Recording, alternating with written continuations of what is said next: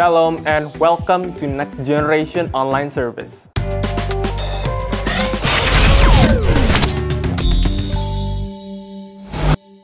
Shalom sobat-sobat Next Gen, kembali lagi bersama saya Dika Idantoro.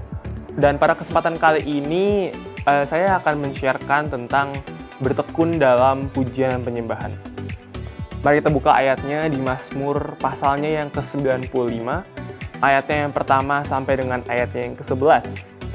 Judul perikop menyatakan, hormatilah Tuhan dan taatilah Dia. Marilah kita bersorak-sorai untuk Tuhan, bersorak-sorak bagi gunung batu keselamatan kita. Biarlah kita menghadap wajahnya dengan nyanyian syukur, bersorak-sorak baginya dengan nyanyian mazmur. Sebab Tuhan adalah Allah yang besar, dan Raja yang besar mengatasi segala Allah. Bagian-bagian bumi yang paling dalam ada di tangannya, puncak gunung-gunung pun kepunyaannya. Kepunyaannya laut, dialah yang menjadikannya, dan darat, tangannya lah yang membentuknya. Masuklah, marilah kita sujud menyembah, berlutut di hadapan Tuhan yang menjadikan kita.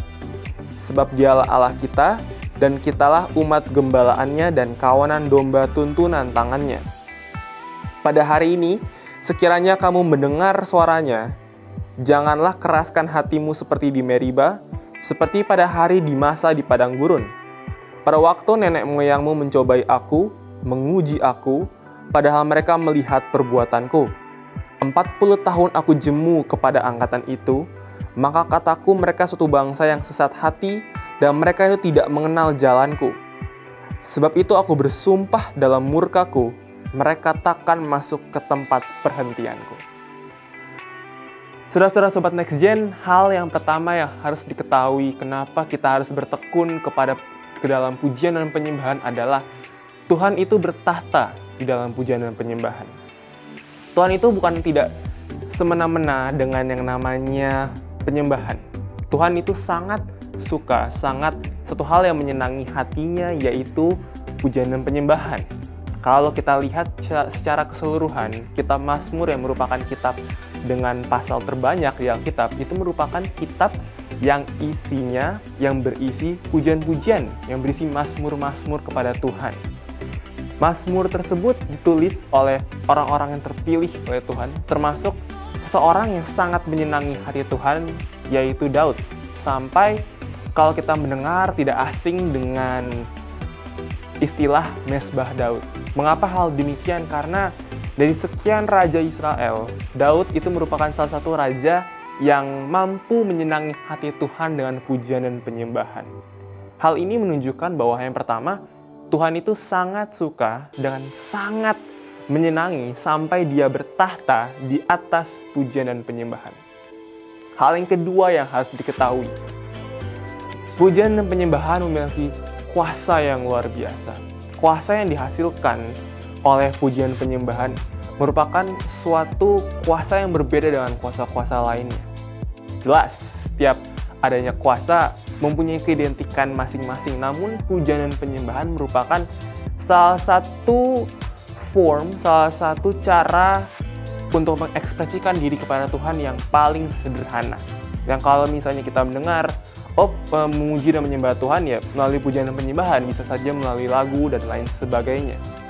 Sebagai seseorang yang pelayanan di mimbar, khususnya di bidang praise and worship, merupakan suatu hal yang luar biasa terhormat bagi saya untuk berperan dalam mengadakan atmosfer pujian penyembahan di sebuah ibadah. Pujian penyembahan di sebuah ibadah memiliki peran yang sangat penting karena kita bisa melawat orang, kita bisa menjamah orang, dan orang juga bisa merasa motivasi, juga bisa terasa dipenuhi oleh Roh Kudus karena pujian dan penyembahan. Pujian penyembahan mampu menenangkan hati seseorang, pujian penyembahan mampu memberi pewahyuan, memberi penguatan bagi seseorang, dan rasa yang dihasilkan oleh pujian dan penyembahan meskipun cukup sederhana memiliki suatu kuasa yang luar biasa karena kembali lagi kepada poin yang pertama, Tuhan itu bertahta di atas pujian dan penyembahan, di mana pujian dan penyembahan tersebut disenangi oleh Tuhan. Hal yang terakhir yang saya akan share, kenapa kita harus bertekun dalam pujian dan penyembahan. Karena bertekun dalam pujian penyembahan itu sama aja kita menghormati Tuhan. Seperti kembali tadi di poin yang pertama, Tuhan itu suka banget dengan namanya pujian dan penyembahan. Dan jelas kalau tadi kita baca di Mazmur yang pasalnya yang ke-95, hormatilah Tuhan dengan menyembahnya, dengan sujud menyembah kepada Tuhan, dengan bersorak-sorai, membawa pujian dan penyembahan yang terbaik bagi Tuhan. Itu merupakan salah satu cara untuk menghormati dan mentaati Tuhan. Karena Tuhan memiliki satu posisi yang spesial di hatinya dengan pujian dan penyembahan. Dan Dia tidak segan-segan untuk memberkati umatnya yang melakukan pujian dan penyembahan di masa-masa yang sedang terpuruk. Setiap kali saya mengalami suatu hal yang kurang mengenakan bagi saya akan lari ke pujian dan penyembahan. Karena hal tersebut menenangkan hati saya, menguatkan kembali diri saya akan hal yang akan terjadi, dan menyentuh hati saya di satu hal yang berbeda. Kalau sobat-sobat Next Gen punya waktu 30 menit, 10 menit bahkan di rumah sekarang dialami, sekarang kita lagi pandemi, untuk membangun mesbah Tuhan, untuk membangun pujian dan penyembahan kepada Tuhan. Bersyukur kepada Tuhan atas apa yang telah terjadi dalam hidup sobat-sobat Next Gen dimanapun Anda berada. Percayalah bahwa lawatan Tuhan akan hadir apabila engkau bersatu, engkau dengan kusyuk menyembah Tuhan. Maka Tuhan akan hadir di hadapan Anda. Dan Dia tidak segan-segan untuk memberkati Anda, untuk menguatkan Anda kembali, dan menegakkan kaki Anda di tempat Anda berdiri kembali. Marilah kita berdoa.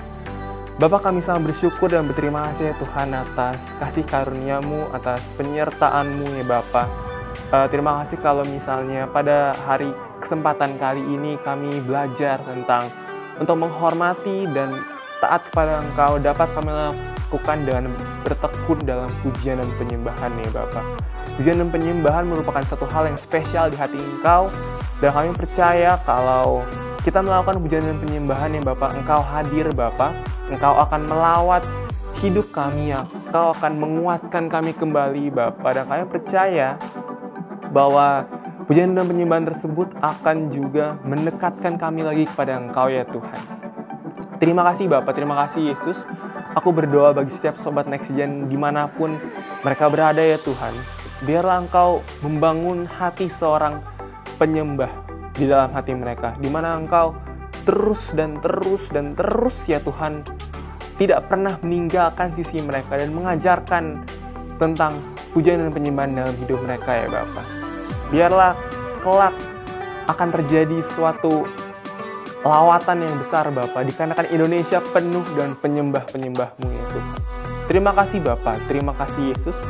Hanya di dalam nama Tuhan Yesus Kristus kami telah berdoa dan mengucap syukur. Haleluya, amin.